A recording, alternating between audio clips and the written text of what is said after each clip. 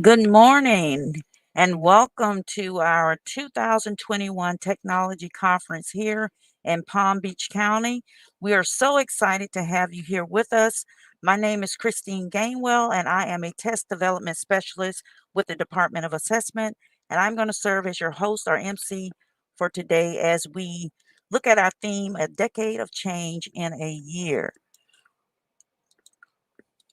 But first, let's take a look at some housekeeping chores. And if you look at the chat box, it's located at your right. Feel free to communicate with one another. If this is your first time, you might have to click inside the chat box and create a channel, and you should be able to chat. As always, we would like to hear from you. We'd like for you to click the like video button at the bottom of the page and subscribe to our channel. And please use hashtag PBC Tech Conference on Twitter and be sure to tag at EdTech Palm Beach PBC. Let's see, pull this down. Today we have with us our presenters. We have Ms. Sanna Morse and Bree Lichtenberg. And they're going to be our presenters for today. And we're talking about verse, science, and technology together, Spur student understanding. Take it away. That's for us. All right. So it's good to see all of you. I work at elementary school here at Crystal Lakes, and Bree works with me. Hi.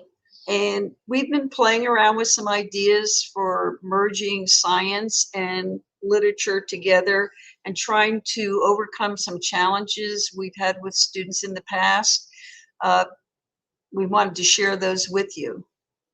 So we're going to get the slide presentation up. Christine, can you put the slide presentation up? Because we can't see it. Thank you. We're not going to run the presentation in present mode because, as you notice, we talked about the fact that we would be using simulation and time-lapse photography, and in trying to deliver this product that way, we found that it really was cumbersome. So hopefully you'll be patient. I don't think there's anything you need to read closely, and you'll be able to see that. Feel free to put your questions in the chat box. Christine will let us know what you're thinking, and we'll be happy to answer any questions. So, Bree? Somewhere. We're going to have to do it like this. We're going to have to do it like this. There it is. All right. So I came across this quote, science and literature are two things, are not two things, but two sides of one thing. And it's, you know, a lot of people think, okay, this is science, this is reading, this is, you know, they don't think about putting them together, the fact that they belong together. They are this marriage of ideas. And so I came across this quote and I thought it was really perfect with what we were discussing today, how it's not two things. They help each other. They work together in tandem. So this idea really came about a number of years ago. I don't really remember whether it was an FSA release test that had the poem My Shadow by Robert Louis Stevenson on for the kids to interpret and answer questions about it, or if it was a district winter diagnostic, but it was some form of evaluation. And if it was the release test for the FSA or the diagnostic, I was going over it with my fifth graders, and they were pretty good readers. And we went over it, and the meaning of the poem and the understanding of it just eluded them. And no matter how much we went over it, we just seemed to get more lost in the interpretation and meaning. And it finally dawned on me that what they really didn't understand was they didn't understand the science concept of shadows, that they had not really experienced that in elementary school. So I started looking at things that you could do At that time, I was lucky enough to have a classroom with one-to-one computers. And I think I started collecting simulations and time-lapse videos and activities for the kids to do. Oh, wait, I have it open here. So let me get the first one, which was, we started doing this video on the sun's movement across the sky and how that related to shadows. This is the one. I'll turn this on again.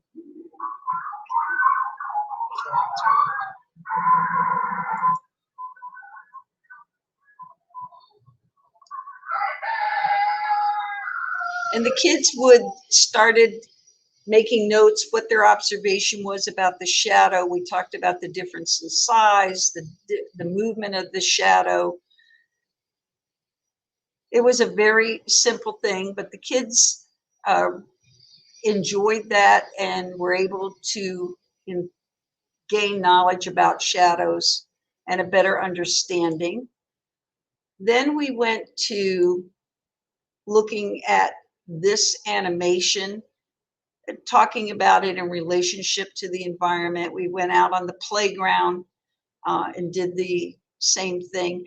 But what I liked about the animations were they could come back in and they could keep starting and stopping it at different points and making observational notes. We did a timeline of the shadow movement of this pole and kept notes on that. And then we found this experiment online in a video and we replicated it on the playground.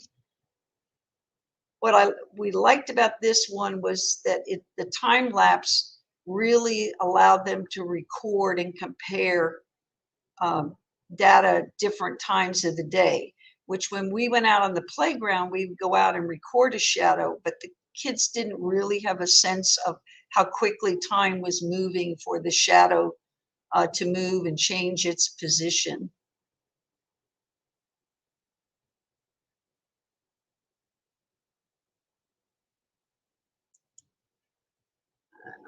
Is there another one? Yeah. And then we talked about how you visualize poems, how you see that science concept and what the author wanted to do. And we went out and looked at a number of videos that people had produced online. And this was one the kids picked. They voted on the ones that they felt the videographer did the best job of interpreting the author's poem. He is very, very like me from the heels up to the head. And I see him jump before me when I jump into my bed. The funniest thing about him is the way he likes to grow. Not at all like proper children, which is always very slow. For he sometimes shoots up taller like an India rubber ball. And he sometimes gets so little that there's none of him at all. One morning, very early, before the sun was up, I arose and found the shining dew on every buttercup.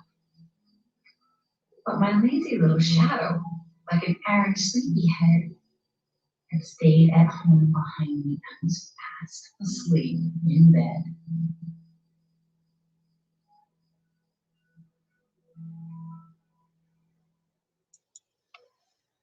So after we had gone through the different activities, really had the kids write and explain why this line of one morning very early before the sun was up, I rose and found the shining dew of but my lazy little shadow like an errant sleepyhead had stayed at home behind me and was fast asleep at bed. They, as a group, when we first started this, could not interpret those lines. They would, do it very literally. They would copy the lines down and say it at the end. But it was interesting to note in their written responses how they referenced science information and merged those two thoughts. And so once that happened, it got me thinking about the fact that on high stakes testing, there is poetry that is interpreted. And one of the things that I noticed when I went back and reviewed the released tests and things, where they usually are poems that are older, that they're not in copyright, that they're probably not poems that children necessarily read at home with parents and that type of thing, and that they had a lot of science concepts in them.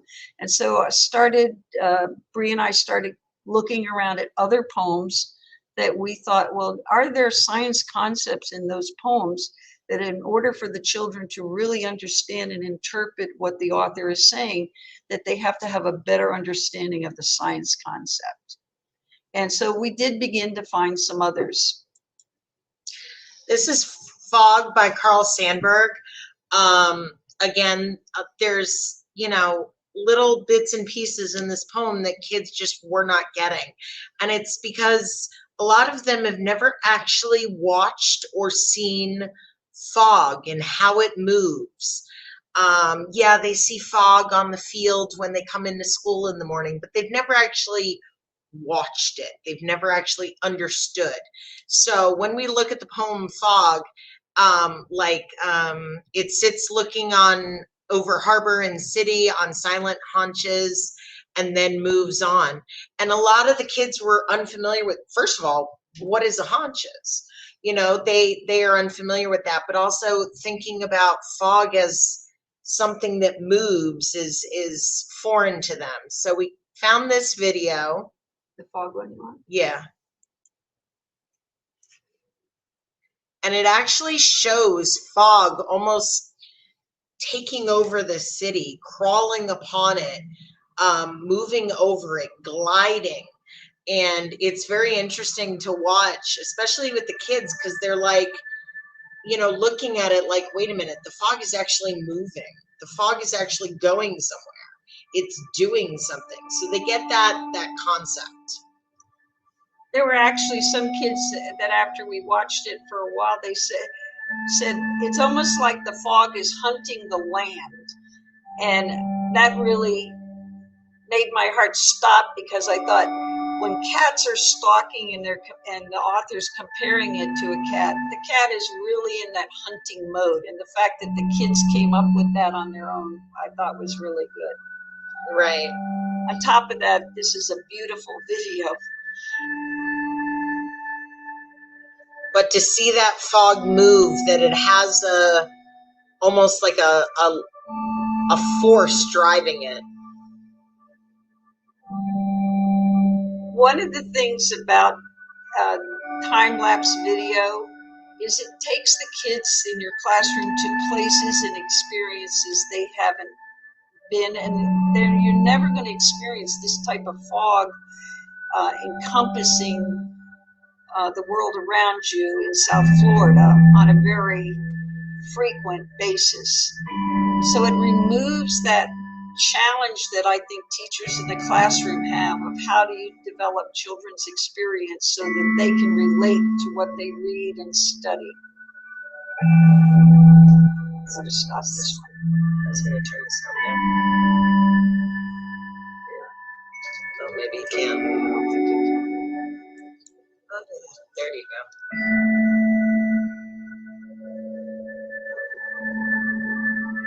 I think that's enough. Yeah. All right. And then we had a discussion about the word haunches. The students were unfamiliar with what that was and stuff like that. So we showed a video of a cat here hunting down Stalking. dinner.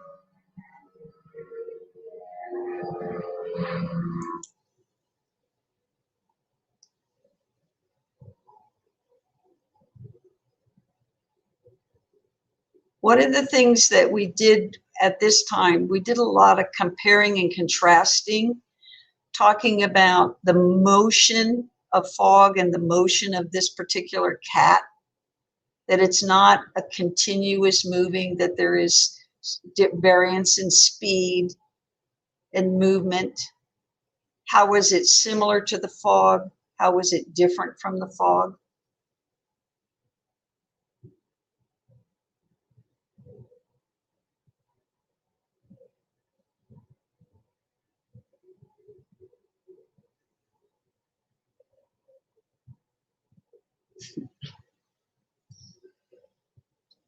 Really go to. You stop that. One of the other things that we discussed was this cat diagram. Kids made This, this. yeah, kids made this, and it gives them intro into Google and Google Workspace and how it is to use the different elements. This one may seem simple, but a lot of kids, you know, came to our classrooms not having any knowledge in Google Slides, in Google anything for that matter. This was actually made in Slides where they have to put in the picture, they have to draw, you know, look up the different parts of the body. They had to add the text, they had to add the lines and stuff like that. So this gives them that intro into Google Slides and the different things that they can do to manipulate. And it still goes along with what it is that we're discussing. I think probably one of the features that Bree and I found that the kids knew the least, and you would think this is such a little, this scribble line is such a, you know, so what? But we had touchscreen computers, and the fact that they could get a line anywhere, that they could make it as thick and broad as they want, that they could do really throughout the year, that feature was probably one that the kids returned to the most when they were working in Slides and used in the most varying ways, and gave them a greater freedom to interact with materials in Slides. So that was probably one of the surprise things I think the kids taught us that we weren't expecting. Yeah. Anything else about this? No, I mean, we did a Venn diagram to talk about, you know, the comparing and the contrasting of the video fog and the cat prowling and hunting. So we did discuss, you know, how that goes along and how they fit inside this poem. And the exit tickets question was, why did the author choose to compare fog to cats? And they wrote endlessly and creatively and came up with wonderful ideas that really weren't, it wasn't, this is the right answer, this is the wrong answer. But if they brought good content about cat movement and fog movement and how they relate to their environment, it was really interesting to see that their ideas had changed and grown, I think, over time. To watch them at the beginning and then the afterwards was really great. Sorry, go ahead. No, that's fine. So one of the other poems that we came across and that I think you'll see a lot on diagnostic tests and on released FSA tests across when you look at other states and things, was this one about who had seen the wind.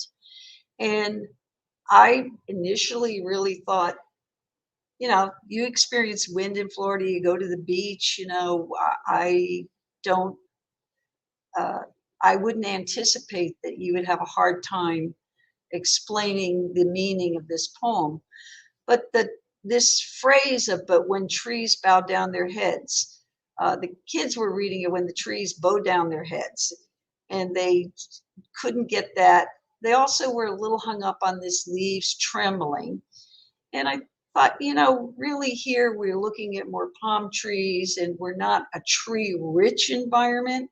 So we went out and found some videos that I think brought the sights and sounds of more tree rich environment to the kids. And this one was the idea of swaying. We had the kids watch the video, and what did you see? What did you hear? And sort of make a collective list of descriptive words. And then we developed a list of words that described motion. And we used the thesaurus, and they went out and found additional words that would describe that. What we wanted was for the groups to be able to come up with a running dialogue that would match the video. And so the kids could come up, we would run the video behind them, and they would read their words almost in a rhythmic pattern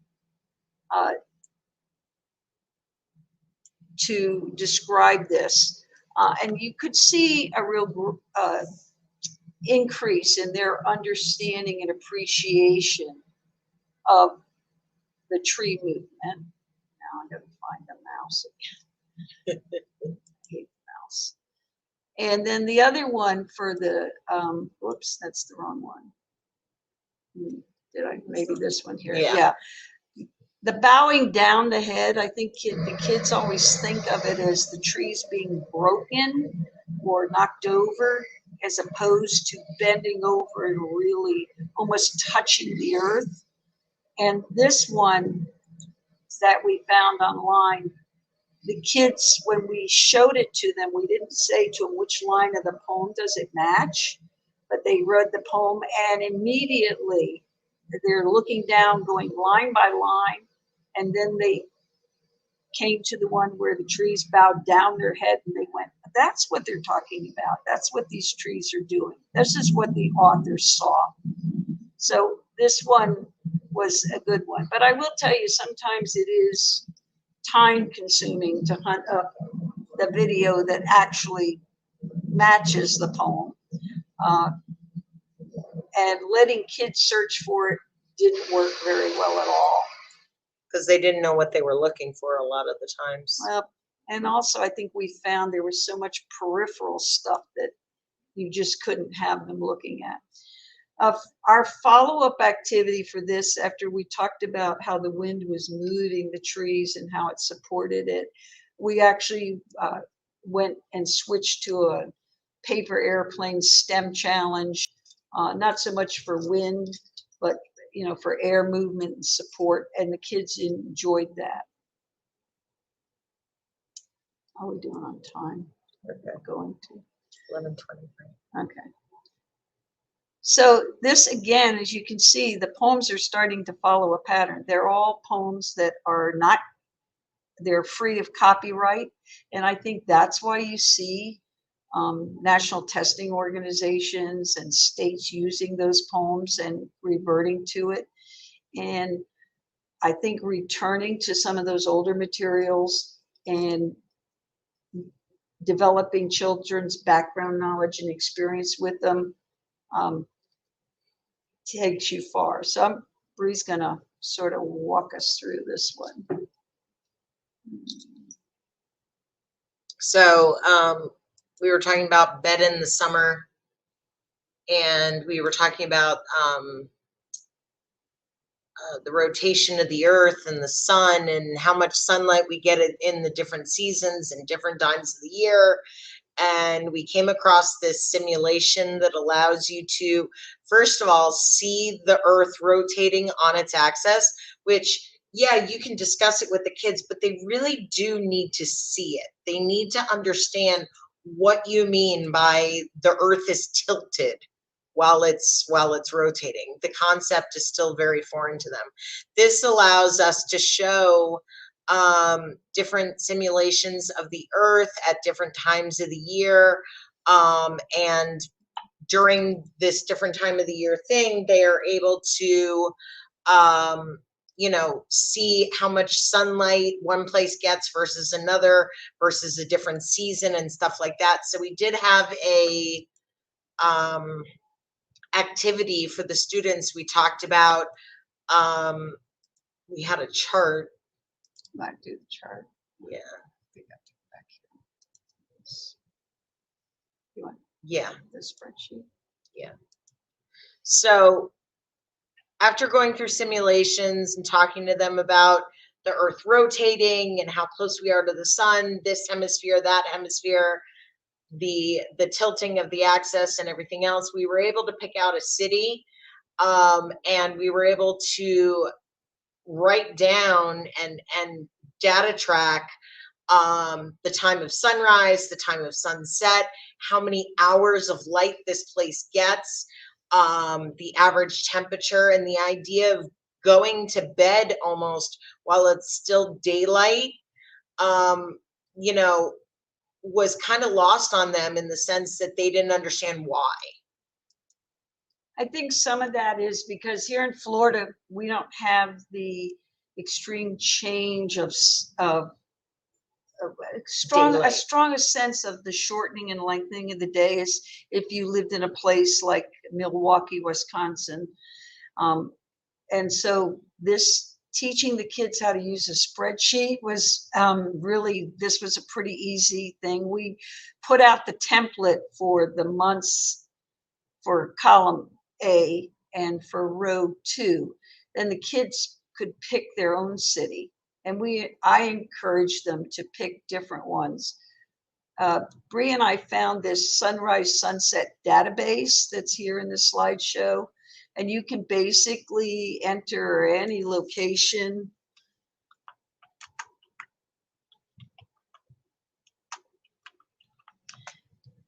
And it will go out, it will tell you what it is now, but you can go down here and this is what the kids do. They could go back and pick the month that they wanted to look at sunrise. We tended to say to them, look, you need to go to the 22nd. We just picked that as an arbitrary day. So they were able to change their months and years and find out what the sunrise and sunset was. And that's where they really collected their data. They worked in teams of 2. And they were able to collect pictures that they thought went with it. Let's go back to this.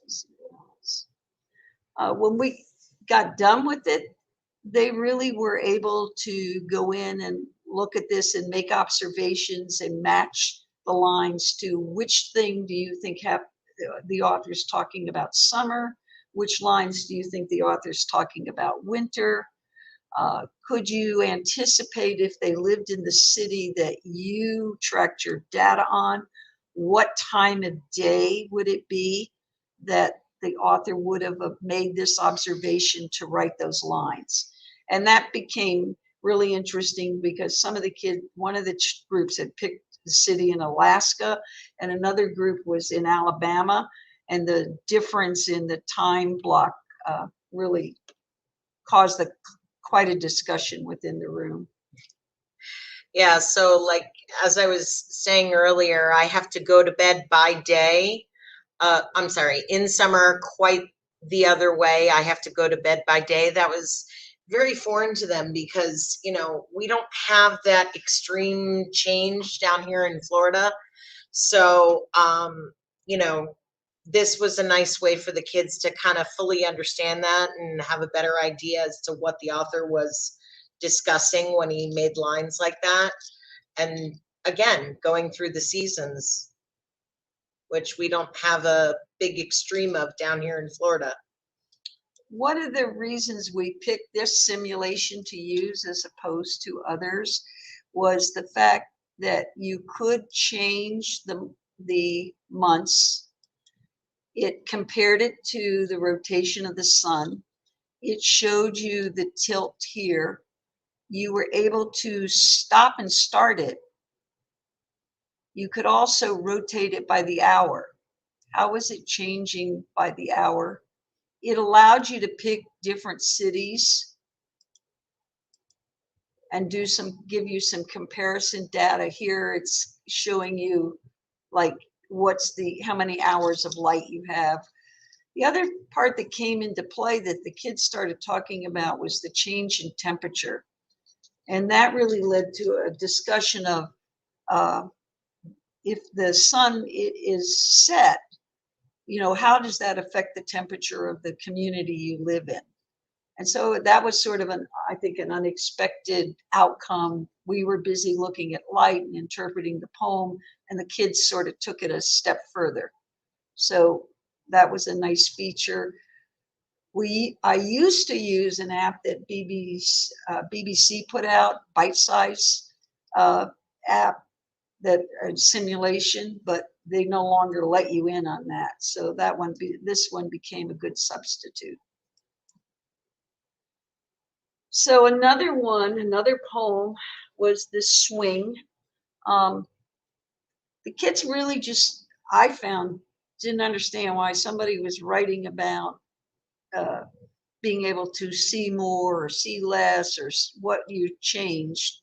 And so we started looking at this set of interactive simulations and seeing if there was one we could find that would help. Basically, what this became was the kids putting it up and then swinging and watching over here to see how far the bottom of it went. So, and they would record the number. So the highest point it went, and they're estimating it. And if it swung up, they could, if you got it just right, you could get it and record the number. And then we would change it. And if the swing went higher, did you see a higher number? So they began comparing it, the idea of a swing, in terms of if it's swinging lightly, you're only going to see this much of the world around you. But if you swing and higher, you're going to get to see this much of the world around you. The activity we did after that, since we're comparing it to centimeters, was we printed out pictures of a landscape, and the kids measured on the picture. So if the swing was swinging low, if you only got this much of centimeters, and they would cut it off. And then if the swing sank higher, what would be? And they could compare the fact that in those two pictures that they were able to see more. And that sort of gave them the idea of that this person on the swing was getting a wider vision of what the world was like. Some of the kids, we had been playing, I can't remember if we opened this or not. Some of the kids had been playing around with doing motion in Google Slides, and they actually started taking the poem and setting it into motion in the swings. But I thought the artwork with the pictures worked better in measurement for them to actually see what was different and with the motion of the pendulum. Okay. This one, again, was a lot about autumn leaves. We found this simulator real quick. It's a really old one. The graphics aren't on it great, but the kids liked it because they could manipulate it. And it basically puts a tree out here. You can decide how many leaves your tree is going to have. You could decide what the temperature would be that your tree is growing in. You could have rain or no rain. And then you could decide on wind intensity. And then you're able to run it, and you're going to see that once it's set up, you're going to see the loss of leaves and the environment the tree is in. It gives you more data over here. The kids mostly played with this. It was just that idea of losing the leaves and that type of thing. But it was a nice change. Some of the kids they're talking about they've never seen leaves change. So we found this video. Did we bring the leaves up? I thought we did. Keep going. Crocodiles, leaves here. And this really, in 5th grade science, I know they always want to know, why do trees lose their leaves in autumn? And for the kids, many of them hadn't seen that change over time. This time-lapse video allowed that.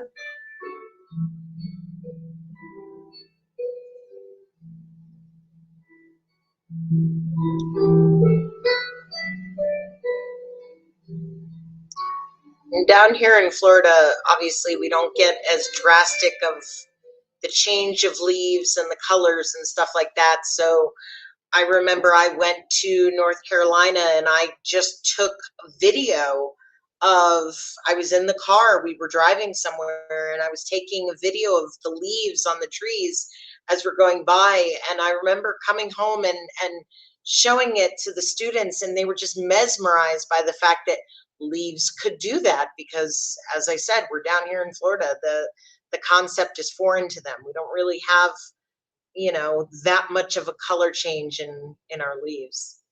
So online, we found this number of people doing what they call the life cycle of a leaf, and they were literally taking leaves off a plant at the same plant at the certain time and arranging them, but they were going throughout the year, and we really couldn't do that. So by then the kids had been using slides a lot, and they started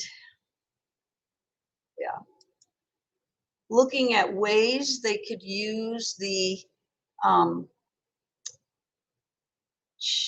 it's not coming up. It's slow. The ways they could use the image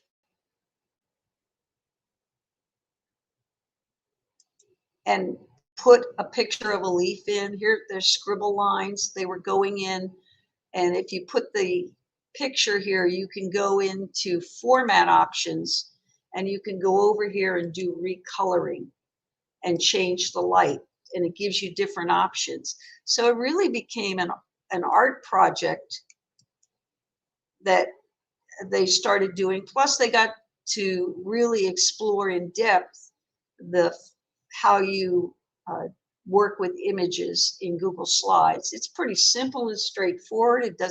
It's certainly not as good as a program you buy online, but it did give you something else to do.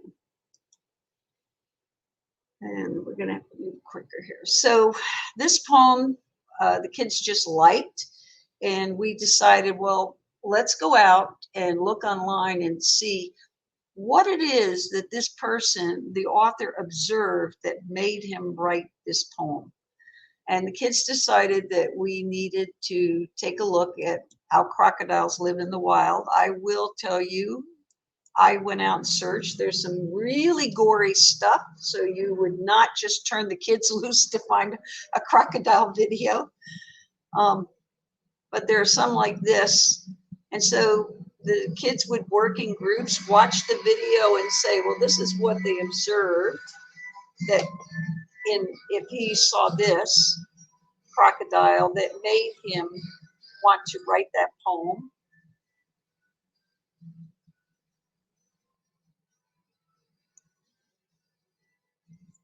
And lost the mouse. I hate the mouse. So that one was pretty straightforward, but this one, when we came across it, the kids were like, why wouldn't he have put this information in the poem?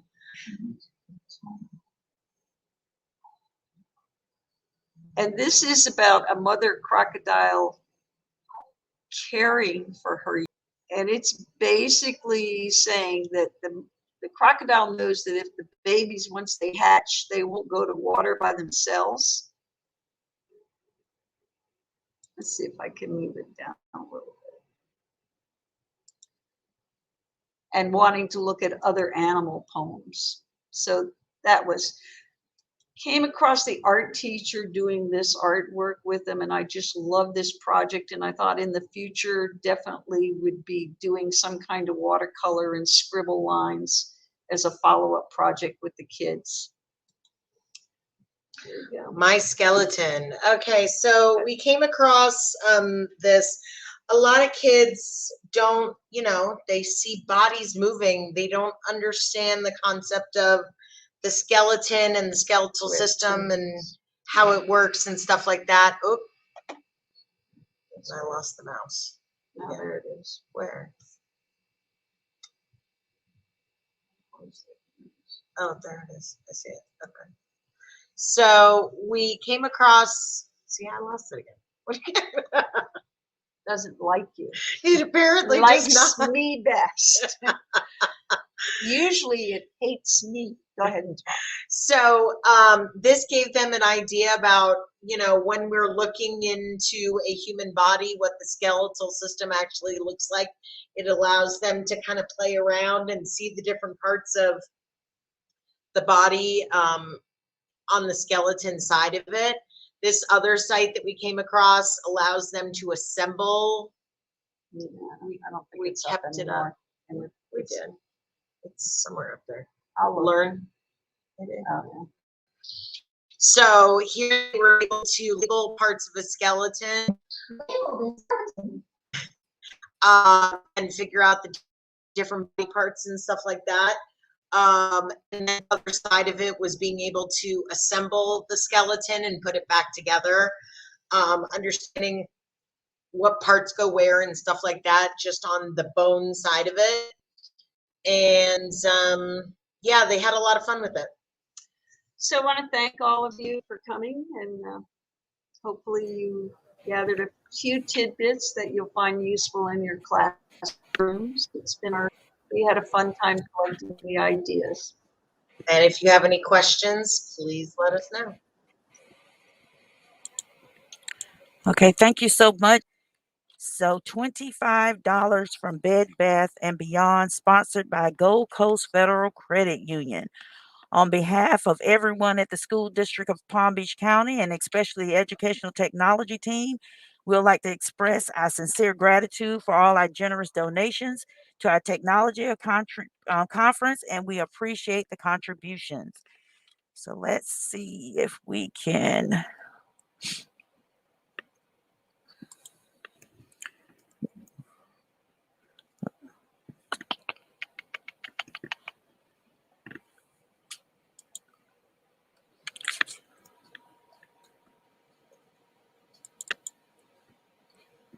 Let's see.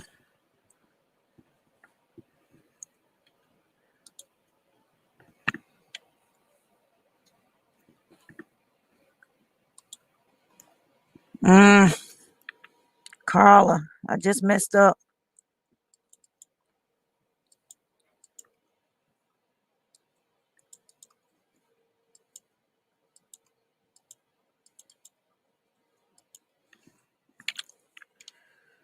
Uh, oh, conference B. Okay, so B3, let's see.